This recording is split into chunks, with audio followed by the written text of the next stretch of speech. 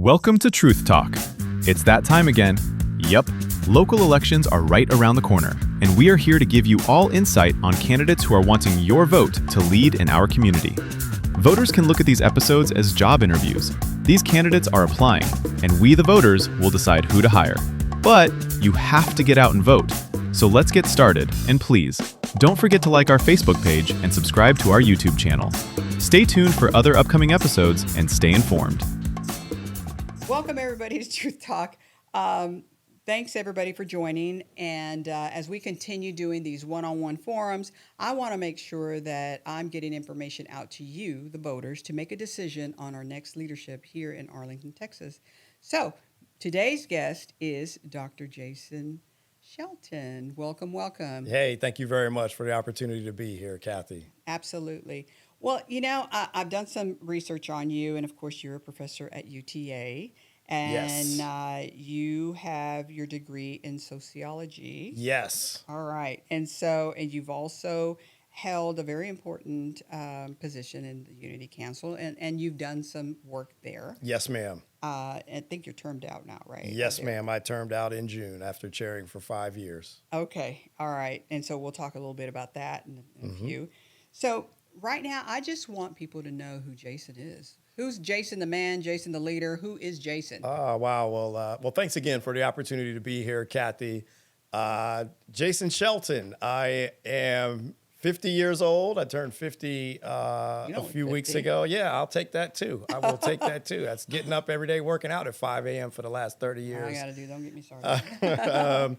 But yeah, professor at UT Arlington. My wife and I just celebrated our 20th anniversary of marriage on New Year's Eve. We've actually dated for 10 years before that. So I've been with the same woman for 30 years. We have 2 daughters, Layla and Chloe, 15 and 17. And I've been a professor at UTA for 18 years. We've been here in Texas for 20 years. It's just been great being here. We have really fallen in love with Arlington. If you would have told me that we would be as happy as we are here, I would have never believed you 20 years ago. But we have found our place here in the sun, and Arlington is absolutely our home. As far as my career goes, I tell people all the time, I do all the fun stuff: race, religion, and politics. Yeah, that's real fun. It is fun. Over Thanksgiving dinner, go ahead. Yes, it is. And so I write books on, things like the Black church, things like race relations among Christians. I write on some of these controversial things, and I get people to sort of tell me their story, and I analyze data, and I write it in books. And so I've had a great time living here, and Arlington has been amazing. And our family, our daughters are native Texans, and our families are moving here. It's just been really great. Texas is now home for us. That's awesome. And it's been really great. That's awesome. So here's the deal. Let me talk to you about data-driven leadership, because that is very important when we're looking at making decisions. And because data is going to tell you which way to go. Yes. You may feel a certain way. Yep. Or you may want to give everything to your residents, but Yes. when the numbers does it make sense? Yes. So let's talk about that data-driven and how, what kind of measurable outcomes, for residents. What kind of metrics are you going to rely on? In addition to, talk about those, top 3 issues that you can kind of put that into, into that. Yeah. Let's say you got elected, 90 days. What is your focus going to be on? Wow, there are a number of moving parts in that question here. I'm going to try to break that down in a couple of different ways. First, I would say data is critical, Kathy. Yes. Reliable data. Reliable data, That's of course. the thing. Of course, you're exactly right about that. It's got to be reliable. I remember as a kid, so Ohio is home. I grew up in California. I went to graduate school in Miami. I remember as a kid in California going to the barbershop, and the guys in the barbershop would just run their mouth. And they had all kinds of opinions. So it's really like that, right? Yeah. I've seen the movies. Oh, like, yeah. Is it really It's like that. When the brothers are in the barbershop, it is exactly like the movies. It is. Brothers got all kinds of opinions, and they have solved all the problems in the world. And I remember as a kid, I'd be sitting there, and I'd be thinking, is that really true? And let the decades pass, and I get to college and graduate school, and I start to look at data. And you realize that that guy's opinion, he's just running his mouth. That's just what he thinks. Right. Other people don't think that. Or the bigger issue would be why people think what they think. And so for me, data has really been critical because I'm that person who's always sort of listening to things, paying attention. Is there anything that supports someone's opinion? Or are they just running their mouth? Yeah. And you realize a lot of people just running their mouth, Oh, right? yeah. What are the true facts? What are the true patterns? And so for me as an elected official, I would continue to follow the data. I would interview people. I would talk with people. You talk with experts. I would never make one decision, especially a major decision, all by myself. Even if it's pressure, social pressures or whatever, you like, I get it. Oh, yeah. But you let got me to look at take the the time. numbers. You Yeah. do have to take the time. And I think you got to do the due diligence. And I work in a career where you have to take the time. Yeah. As a professor, I can't just submit something willy-nilly and hope that some top journal is going to publish it. You have to vet it. You have to take the time. You've got to really go over this, write it up well. You got to analyze it well. You got to think it through about the logic of your points. You got to convince other people. That's a big part of getting your article published. You got to convince other scholars that what you're doing is really important. It's the same thing that I would do as a member of city council. Now, you talked about measurable things and what are part of my platform. I'm going to say, Kathy, if I could wave my magic wand, there are a bunch of things that I would change right away. But of course I can't. And as you know this, there are 9 members of city council, which means I got to convince people, right? I might have a vision for what I want our city to be like or where I want us to go, but it's not just me. I've got to have the data. I've got to make the argument. I've got to build the bridges that are necessary that I can convince 5 other colleagues to say yes to whatever this is. And so I hesitate to say exactly what those measurables will be because I don't know, because I got to convince them. But what I will tell you is that things that are important to me are things related to our city as a large city today. Like Arlington, when I first got here 18 years ago, I know what suburbs are like. I know what the suburbs in LA and Cleveland and Miami are like. I've lived in them. And when I first got here, it felt like that. Not anymore. Isn't that the truth? We are not a suburb. We are small. We're not a small town. We are not whatever Arlington We're a big was. city now. We are a big city, and we Yeah. got to think like that. And we have big city problems. Things Yes. like homelessness. Yes. Things like housing, the diversity of options for housing.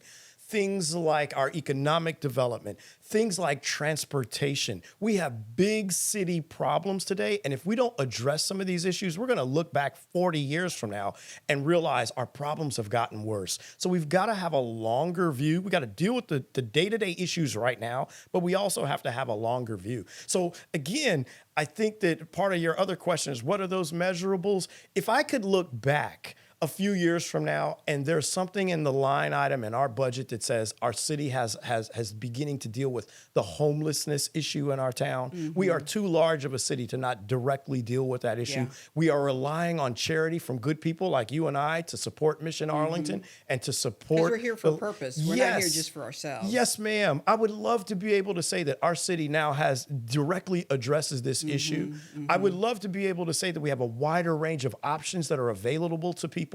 50 years ago, we were clearly that suburban town with a house and a dog named Spot and a pool. Our kids don't want that the same way, and they can't even afford it the same way. There it is. What right are there. we doing? That's a problem. Yes, right and how do we get our kids to stay here? What are we doing to have that wider range of options? And by that, I do mean we are talking about homes, but we're talking about townhouses. We're talking about condos. We're talking about high-quality apartments, not that cheap stuff. Yeah. We're talking about things that keep people here. And so if I could wave my magic wand for those kinds of measurables, those are some of the kinds of things that I would want to be able to say that you can look back and hold my feet to the fire to say, Jason, this is what you talked about, but were you able to do it? I want to be able to do it by convincing people, and hopefully I can do that with data and showing what's important for our city in the long run. That's awesome. So you know about the $273 million that the Yes. city council's about to. Yes, ma'am. I mean, we got the Cowboys. Okay, the entertainment district. I'm guilty. I think it's only been like not even 8 months that I've gone to the entertainment district. Oh my gosh, yes. I have not gone. Yes, and yes. so I mean it's like, what have I been missing? Yes, exactly. But now they're faced with, hey, we got to keep the Cowboys here. Yes. They're about to put what, 750 million to do renovations Oh, in yeah. 273.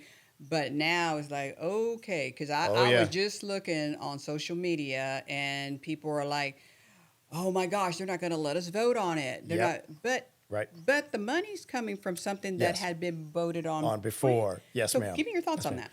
Well, I think that, so as I said earlier, Ohio is where home is, but I grew up as a kid in Los Angeles, went to graduate school in Miami, now living here. One of the things that I can tell you about the home of Cleveland, Ohio, is Cleveland didn't have an identity as a city. We are blessed in Arlington, and we have a tremendous identity as a tourist destination. People want to be here. Yes. They want to be here for the Cowboys. They want to be here to go to the Rangers games. They want to come to Six Flags. People want to be here. That is an asset to us, and we have got to We got continue to FIFA. maximize that. Yes, Yeah. FIFA, we've got all Formula these One, great and things that yeah. are here. We've got to maximize that. The opposite of that is sort of home for me, Cleveland, Ohio. Our city doesn't have much of an identity. Our identity is pretty much the mistake on the lake. What we've got to figure out is how to make sure that we are maximizing our opportunity and the benefits that we have with that identity. But we've also got to ensure that our local communities feel like they're not forgotten about by the entertainment district either. There's been so much attention to the entertainment district that a lot of people feel like that our neighborhoods have been forgotten about, and that sense of community is there. And I do completely understand that. We've got to make sure that we have a balance there. But I remember when the Cleveland Browns were gone. I remember when the Browns left and went to Baltimore, and all those small businesses that were downtown closed. See, that's I the part right remember there. when all of that happened. Yes. We don't want any of that here. And so that's why I see the blessing of having the great entertainment district,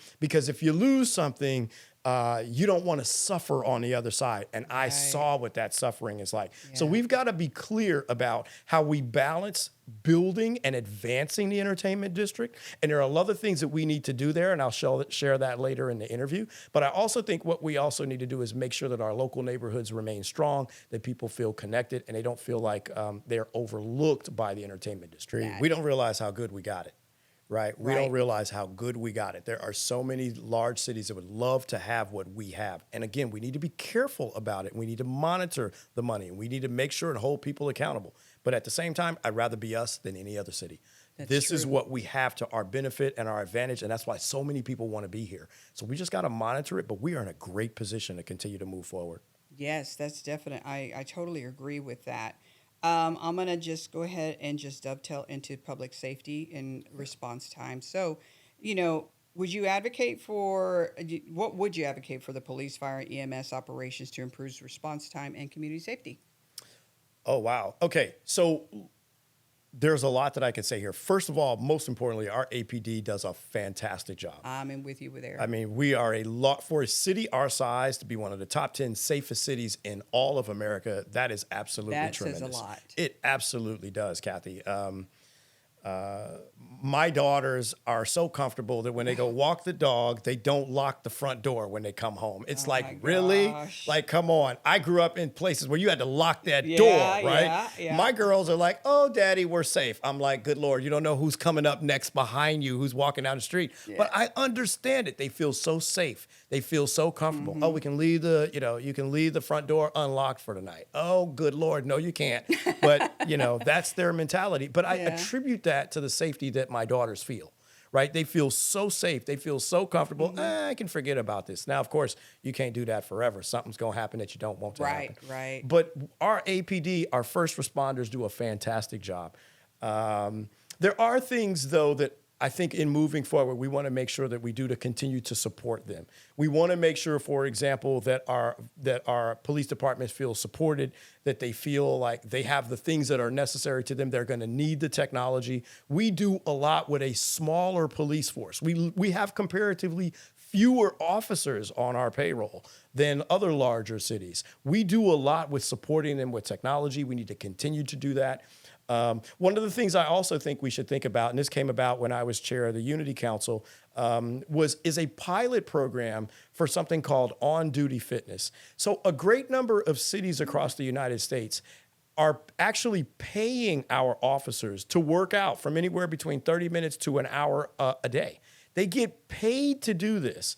And this is a great thing. Now, a lot of people don't like the idea because it's like, oh, why are we paying you to work out? Well, there's some tremendous benefits for this. Think about the health benefits, not just physical health, but mental health. Yeah. Feeling good after that exercise and that workout. Not only that, officers that in departments where they have on-duty fitness, they have fewer complaints. The officers get in fewer traffic accidents. They go home and they have a healthier and happier family life. And because the fact that they have fewer accidents means that the city's insurance premium is lower. So there are some real effect. Yes, ma'am. Yes, ma'am. There's some real benefits in here that our city needs to consider for this. Now, there are some cities here, Grand Prairie, for example, they have on-duty fitness. So there are some things in here. Yes, ma'am, they do. And so there are some officers, we've lost a few that have gone to Grand Prairie. Imagine that. So we don't, wow. And there's some other things in here related to pay and other benefits that our department is sort of behind on relative to other ones that are here locally. So I think we want to make sure that we continue to support them. Another thing that is really important when we think about the fire department, we want to make sure that as our city continues to grow, that our fire department has everything that they need. Look at these huge events that are coming here. No kidding. Look at the World Cup. We're going to have hundreds of thousands of people that are here. And then what? Maybe Olympics? Yes. I mean, good Lord, that's where we're going. Think big, right? Yes, you got to think big. That's where we're going, Kathy. If we are a city that has had the Super Bowl, we're home to the Dallas Cowboys, we can do the World Series. What do we do after the World Cup? You do the Olympics. You go big. This is what we are as a city, but we've got to make sure that our first responders, our police department, that all of the things that are needed as we go big are in place to become that city that's leading the world, that is on top of Texas, that's leading not just the world, the U.S., so many other things in pushing forward because there's so many people that want to be here, all the great things and assets that we already have here in this city. And, and we do need to make sure, and I know it's about budget. It's about money. It's about, I get that. Yep. But I was at a meeting last year where we had one of the police associations attend, and I was kind of floored because some of the statistics they gave us is like, hey, we're short 80 police officers, cars, about 80. And then it's like, we have one officer for every 1,000. Yep. I'm like, what about 1,000 cars? Right, for sure, exactly. Exactly. And so, I know that we treat them well and we try to do as much as we can, but there's just lack. Yes. There's lack that needs to be done. And so can I safely assume that that's something like, hey, when we're looking at the money. Oh, yeah. We got to make sure that they have everything they need. Can we squeeze out some more cars here? Yes. We got to make sure they have everything that they need. Because they have the drone. I have not seen that. Oh, man. Thing. I have seen that. I have done the good Lord, I've done a bunch of things here with the APD. I did the citizen police training, the Citizens Police Academy. I was part of the last class. I've done the use of force. I have done the police ride along. I highly encourage anyone and everyone to do that. Did you see the real deal there? Oh my goodness gracious, Kathy. I remember, I can't tell the whole story, but I was a part of a domestic violence call. First of all, my wife told me that I would not be able to get out of the car on the ride along. They're not going to let you out the car. So I said, okay. She was completely wrong. They let me in on 3 different calls. I am in the house. Are you kidding? Oh, really? my good Lord. I am in the house. I am watching things. And it's awkward because the people in the house thought I'm like observing the officer. So it's really awkward. So I'm just looking at the floor and they would just, and the officer told me, he said, just don't say anything. You're here. Just don't say anything. Just be quiet. Stand in the corner. And that's exactly what I did. And then the people would always wonder, like who's the short black guy in the corner? Like who's that dude over there? Or why is he here? And they thought I was like a supervisor watching him, And of course I wasn't. I'm privileged to be there to watch and listen to how he's handling his job.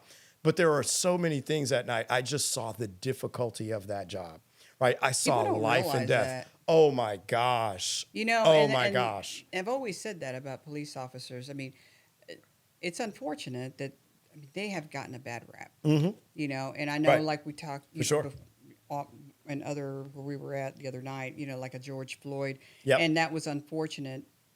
Thankfully, that they handled it correctly. Yes. Justice For sure. was done. For sure. And For a lot of people don't realize that. Yes, ma'am. Yes, they ma'am. were brought. They are being punished today for what they did. Yep. And that was the right thing to do. Yes, ma'am. But because you have some bad apples, and it's just like in anything, Yep. then all of a sudden you get categorized in it. Yes. And then they are the ones that get, I mean, it's really sad. They are the ones that get Yes. just the They've brunt had of it. they've had it's been our law enforcement has faced some really difficult public opinion.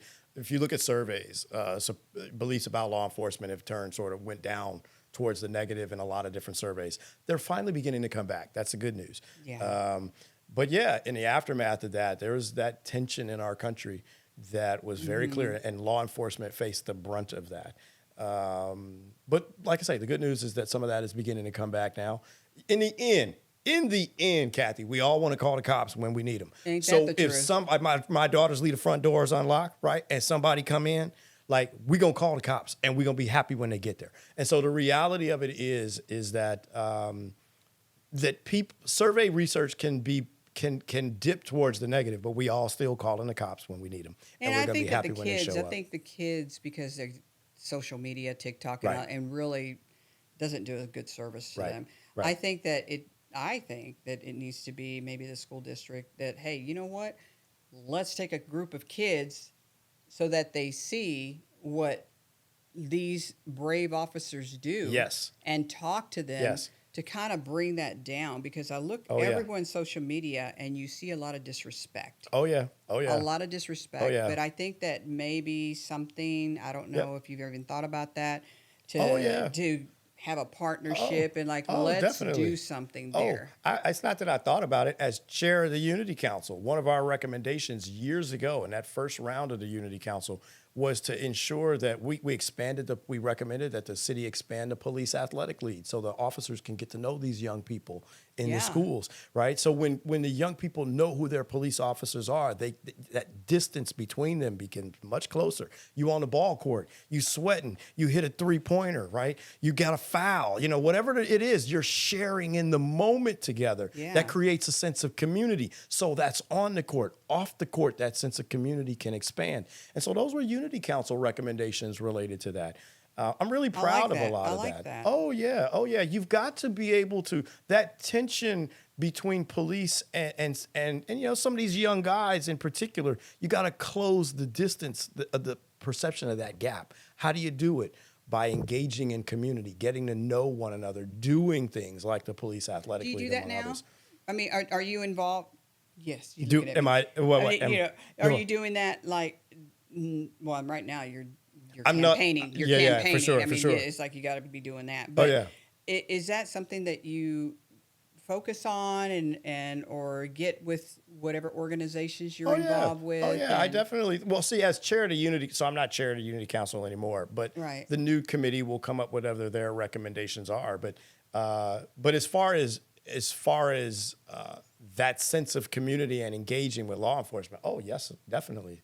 That's definitely really important to me. 'Cause I think there needs to be something to engage them. Yes. And I know that you were part of the NAACP. Yep. And I remember when I ran Yeah. that there were a lot of youth. Yeah. And I thought, man, Oh yeah. they got it going on. They're bringing these kids in. pull 'em and in. They are showing them. Yes. And I don't know, maybe it was you I think I talked to, but it's like we're not telling them who to vote for. Right. We're telling them vote. Right. For sure. That's always been a main thing. You want to get the community engaged. You want people I think one of the beautiful things about the Unity Council was the goal of the Unity Council was to establish a sense of unity and connectedness so that before there's drama in our city, there's a sense of connectedness. So if there's drama, we're not starting from scratch to get to know one another. Right? So imagine all the times in cities across the U.S., whether it's L.A. or Minnesota or whatever that city is, there's racial, ethnic police or whatever the drama is, and now you got to solve a problem quickly. Really fast. But if you don't have a framework for community and connection in place before the drama hits, you got double the problem. Our city has tried to establish that now so that if we ever have drama, at least we have a framework to rest on so that people know who we are ahead of time. We have that sense of community. We're not new to drawing connections. We all call this place home. So when there's drama, there's more of a sense of how to address the issue in a dignified and respectful way. And I really think that being a city council person, if they were involved in that, and I don't know everything that they do, right? Yeah. So, but I think that would be extremely important that the faces of city council, Yeah. that the faces are there, or Yes. like, you know what, let's set up something, let's do something, let's make sure and bring all these kids in, you know. But yeah, that's a great way. That's awesome. But that is one thing that I remember going to that forum at the church. Yes. You know, and I remember there were like younger kids. Yes. I thought, Oh, yeah. they are doing something right. Yes, ma'am. Yes, ma'am. They are bringing these kids in, Yep.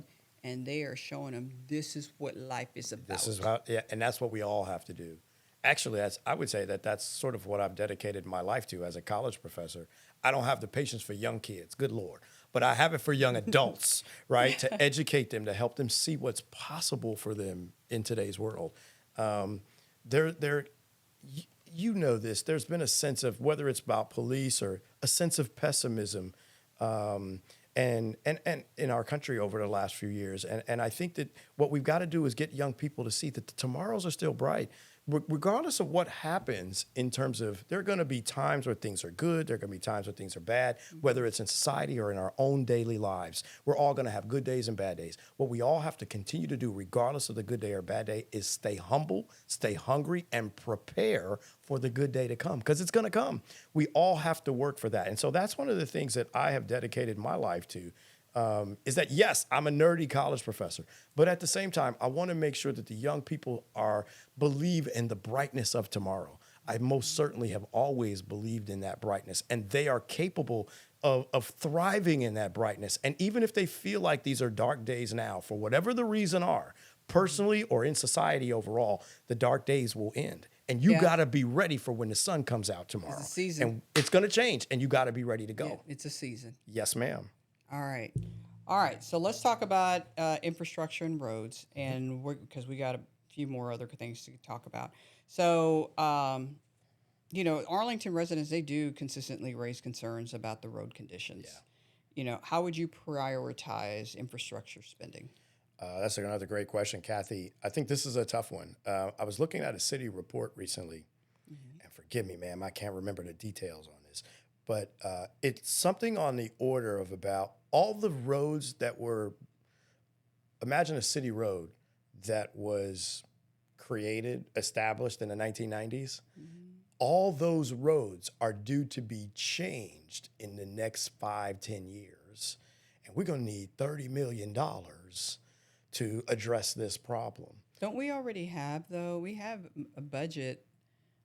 We do, but we need more for these. But we just got a bond. Yes, but they're going to need another bond for this one. I was over at City Hall talking about that. We're going to need another bond for this one. It was almost, $200 and something million, and the 135, I believe, is for the roads. Yes, ma'am, and we're going to need more. So we got some real issues that are up here. What the city does is, and forgive me, ma'am, I can't remember the details on this. The way if my memory serves me correctly, the city looks at every street in the city every year or every few years, and they have a rating system for when a street needs to be replaced. And it looks like for all those roads that were created in the 90s, now we're all hitting a point where all of this is going to hit at the same time. And so we're going to have to be very specific and intentional about how we address this issue. And as I understand it, these are roads across the entire city.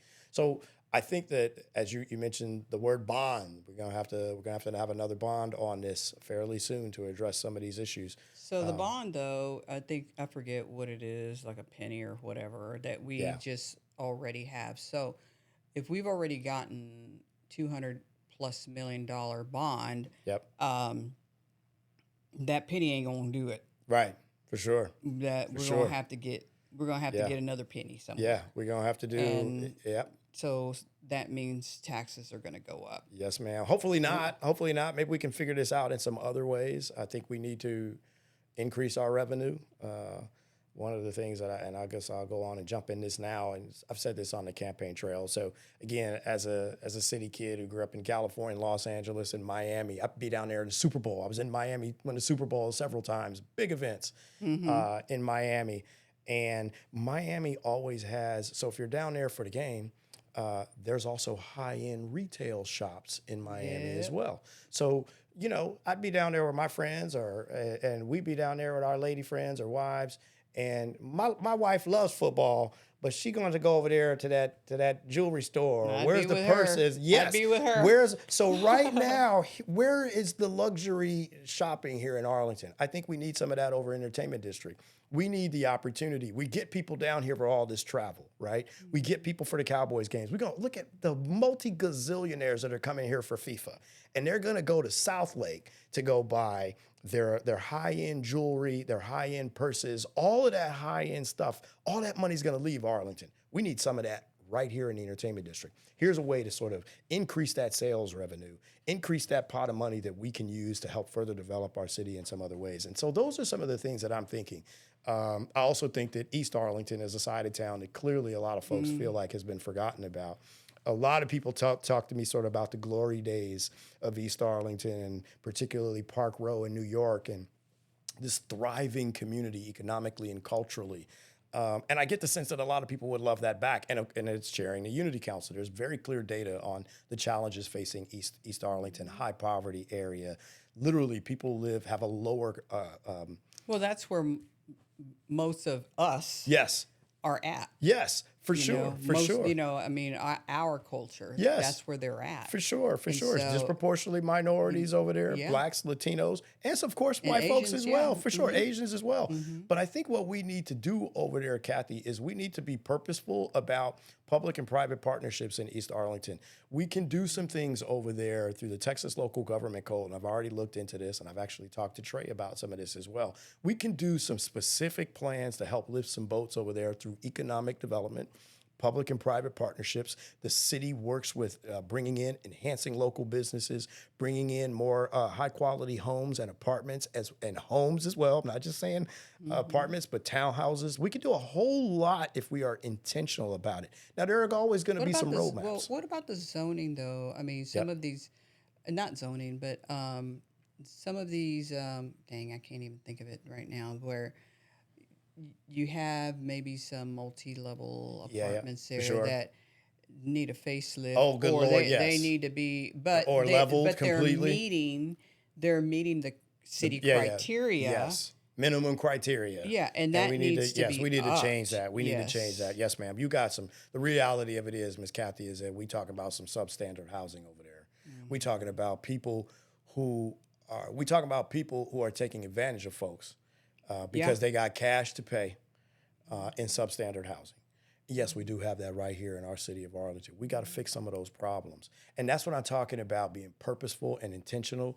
And what I said earlier about economic development and making it to the middle class. When people get on their feet in the middle class, that's when they feel like their tomorrows are better, not just for them, but for their kids. Yeah. And that's what we want to have all throughout our city of Arlington. We want people from East Arlington, West Arlington, South Arlington, North Arlington, but especially East Arlington, because that's where the data shows. We got to invest over there to make some real decisions to help lift some boats over there so that people feel like they're solidly in the middle class and their futures are bright for tomorrow. Yeah, you could tell, and I've told this to other folks that I've interviewed.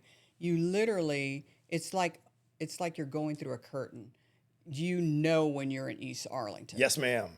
Yes, it's ma'am. like you can cross right Cooper, word up, and then boom. Word. It's like I'm in East Arlington right now. Yes, there's the feeling of, and suburbanites know that. Suburbanites know, and middle class people know.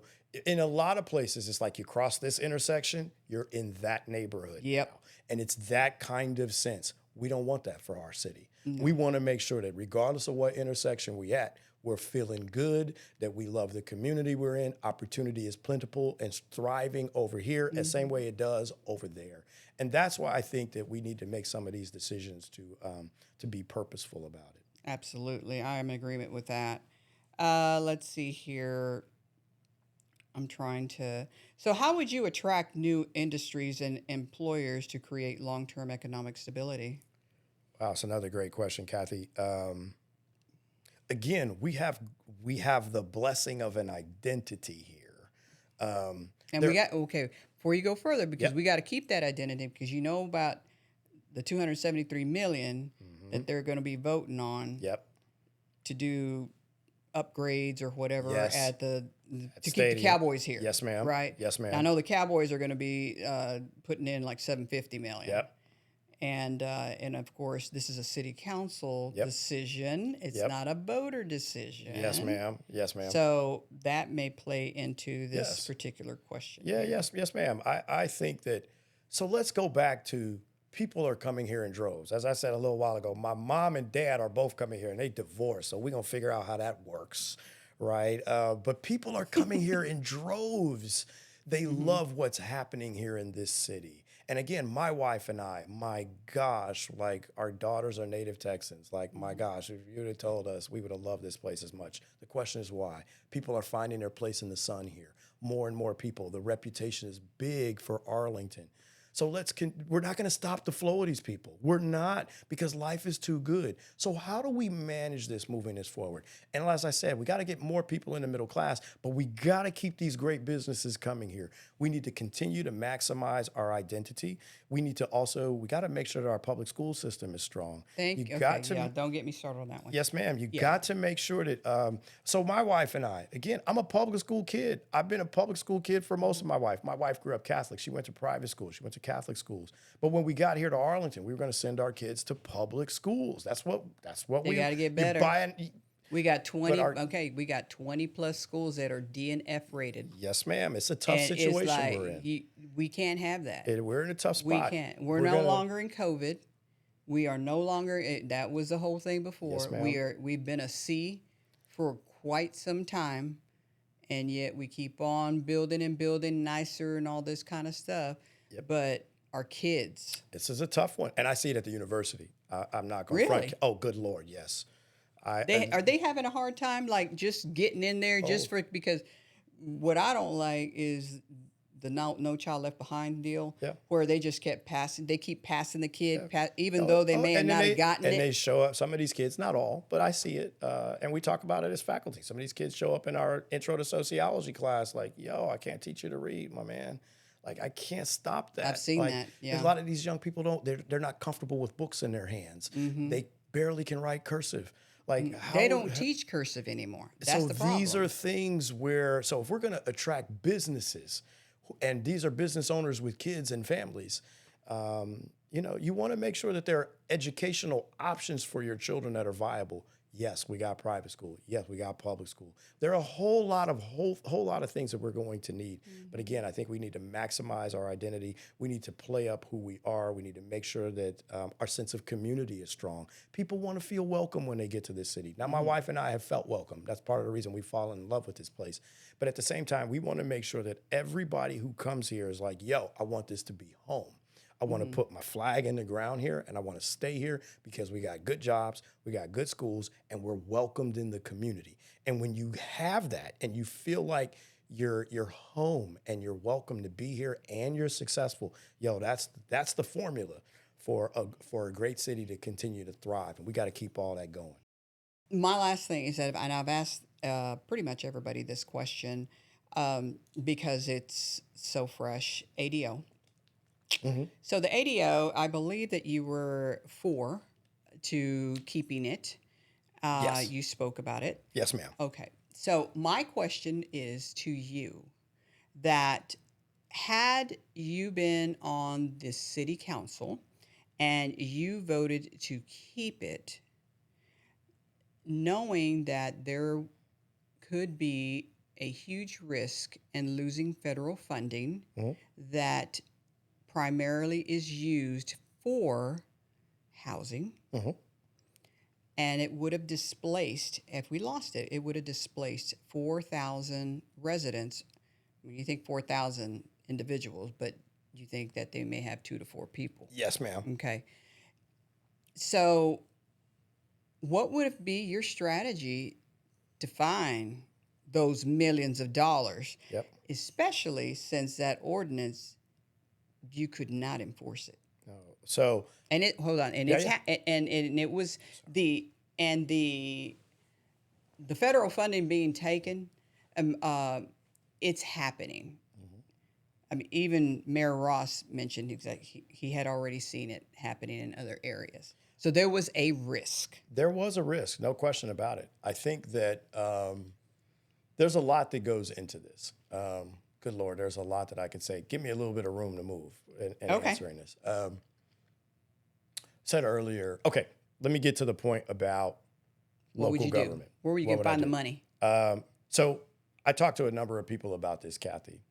And when the ADO was pulled, there was not, and I've been in City Hall talking to people about this. What was the direct, real threat that the city of Arlington was going to get for the funds to be removed? And the folks that I talked to, when I talked to them, said there was not one at that time. This was a good theory of the idea of being preemptive to say, in case they call us, we're going to do this so that we're not on the radar. But I pushed people and I'd say, yo, tell me what the direct line is here. No one had a direct threat. Now, maybe some things have come along since, but when I was there to talk to folk, no one said there was a direct line. So that being said, if there was a direct threat from DC in particular that said, we're going to pull this funding, if you do this, I'd say, yo, do it. But we didn't have that. What have we done in the middle of that is that we pull that funding, or we pull the ADO. We talk about economic development earlier. You had a question about how do we get these big businesses to come here? A lot of these businesses aren't going to come if they don't feel like their employees are going to be welcome when they get here. Do you know our LGBTQ community spends a ridiculous amount of money here in this town? I'm on the board for Levitt Pavilion. One of the biggest events that we have all year long is the LGBT Pride event. That's not going to be happening. They pulled that. We're losing gazillions of dollars because of that. But So okay, there's but hold on. there's a money part of this as well that Okay. we have to consider in moving forward. Okay, so, and I understand that. So, are you saying that the protections that are currently in our laws would not protect? And what about the resolution that was out? Because at the end of the day, everybody deserves to not be discriminated against. Word, agree. Everyone. I know we agree You know, on that. I know we everybody. agree on that. You know, but if there is evidence, as it's been spoken about, that in other areas, that hey, you know, you could, because it's happening. Yes. You could. You could. Do you want to run the risk of a could on something that can't be enforced? In addition to, there was not one official complaint. Right. I'll give you that. There wasn't. Not there wasn't one. There wasn't. Since the inception. Right. So I you know, it to me it's like I'm protected. Everybody's protected. We do have those federal rights. Now, if you ask DJ Johannesson, he'll say, yo, we have federal rights to a point when it comes to LGBT. Not for that specific issue, gender identity, sexuality. That's different from race, religion, sex. orientation. Gotcha. So I think, he would say there's a difference in there, and there's some court cases that he would point to on that. On the flip side of that, here's how I would also answer what you're saying, is that, and I've said this before several times in public, my grandparents grew up in segregated Birmingham, Alabama. When they were kids, they had to sit at the back of the bus. They could not sit at the top they had to sit in the balcony at the movie theater. They could only be sold to get food at the back of the restaurant, or they could never sit down. They had to go pick it up and go home. They left Birmingham, Alabama, and found their place in the sun in Cleveland, Ohio. And the reason why they left was because, as we said in the beginning, local government did not protect them. They left. And if it's true, and I do believe it is true, Kathy, that local government is more impactful in our everyday lives, then the fact that our city pulled that ordinance, it's a symbolic document. I'm not going to fight you on that. It did not have teeth, Kathy. It did not. So if you or I was to go somewhere and go to a restaurant and feel like we were discriminated against, our city could never have enforced a consequence for that discrimination if it was proven. But what that document did do, Kathy, is that it did allow for an investigation. It did allow someone to look into the claim. If the claim was proven to be true or not, is if it was not proven, the city couldn't do anything. Even if it was proven, the city couldn't do anything. Right. But at least it was documented. And in the end, I want to live in a city that says at least my city's, as much as the taxes that we pay, as much as I found my place in the sun, as much as I want to be welcome here, I want to also know that if my family and friends feel like they're not treated fairly, my city is going to at least look into it. And we don't do that anymore. Okay, so back to, just real quick, Yes, ma'am. if you were on the council, you would have voted for, right? Yes. You would have voted for. Yes, So, ma'am. and then the money's taken. What would you have done? It's hard to hypothesize about that when we hadn't gotten a direct answer. No one came to us to say, Arlington, change what you're doing or No, we're going to you're take the right, money. you're right. No one came. But there's a lot of hunting. There wasn't hunting for Texas on that one. There was hunting for maybe other places, but they weren't hunting for Arlington. I hear the point you're trying to say. If we were told Arlington is under the microscope right now because of what you're doing, and we're gonna take this funding, I think that's a different situation. Okay. But when it's theory and hypothesis, and we're talking about the quality of our local residents' lives, people who have given a lot, that's exactly why my grandparents left Birmingham. Okay. I don't want to do that for if. I want to do that when we know, here they come. We got to do something. But under if, I want to protect people as much as we can. Okay. Yes, ma'am. All right. I appreciate that. All good. Okay. So, closing. All right. This is your pitch. My Give pitch? Give it. Man, Kathy, listen. My pitch is that I love Arlington. My pitch is that I'm for everyone. I'm going to be honest with you. I've had some people in the city to say, hey, Jason, you're the black guy who studies race and you write books on religion and you are the Unity Council guy. You only look out for minorities. Now, I already told you what I'm. Where the hell did that come from? Yeah. Kathy, anybody who knows me knows that that's not true. And as I said to you the other night, and I know there are people listening to this, if that was true about me, Mayor Williams would have never rubber stamped Barbara's endorsement of me as chair of the Unity Council. Trey Yelverton would have had me removed. There is no way in the world I would have served in City Council on City Hall for 5 years if I was that way. I look out for everybody. I'm thinking about all of us. I'm thinking about the big decisions that have to be made. I'm not just thinking about today, Kathy. I'm thinking about the future. I want my children to want to come home here. I want my students at the university. We poured our blood, sweat, and tears into these young people at the university, and they're leaving. We want them to stay here. We have the workforce of the future right here, and we're training them. I want us to think big about the future. Yes, we have to deal with today's challenges. No question about it. But I'm in this for the long haul for tomorrow. I love this place. If you want someone who's experienced, yes, I am very experienced in City Hall, Kathy. I have relationships with all members of the city management team. I can call them on the cell phone. We can chat and talk mess, and we can also get serious about the work in the city. So I'm not inexperienced at all. I will always have to learn new things, but I'm not somebody who's wet behind the ears, as they used to say, who don't know what they're talking about. I know what I'm doing, Kathy, and I hope to earn everyone's vote in this city. I yours want to is speak at up for all. large, I am right? at large, District Okay. 8, across the entire city of Arlington, and I want to earn everybody's vote. That's why I'm out here knocking on everybody's doors. I'm knocking on doors in East Arlington, West Arlington, North Arlington, South Arlington. I've been doing it for weeks, and I'm going to do it in the next week, too, because it's what needs to be done. When people meet me and they see me, they say, yo, you're a hell of a candidate. Thank you very much. I want that from people. I want that support. I'm a people person. I've always been open to people. I've always been welcoming. I'm not always going to agree with you, but I'm going to always listen to people, and I'm going to think about what they say. And that's what I would be as a member of the Arlington City Council. All right. Thank you so much for coming by. Thank you for the opportunity. I really appreciate it. I really do. And Monday's around the corner. Yes, ma'am, it is. April 20th. And Yes. It's going to be rock and roll. Yes, ma'am. So, wish you the best of luck. Thank you. And we'll see what the people, and most of all, we got to get these people out. Got to get them out. Got to Yeah. get them out. Yes, ma'am. Thank you again for stopping by. I appreciate the opportunity. All right. All right, guys, that wraps up today's episode of Truth Talk. Go ahead and like our page and subscribe to our YouTube channel so you're always the first to catch new episodes as they drop. And thanks for listening. We'll catch you on the next episode.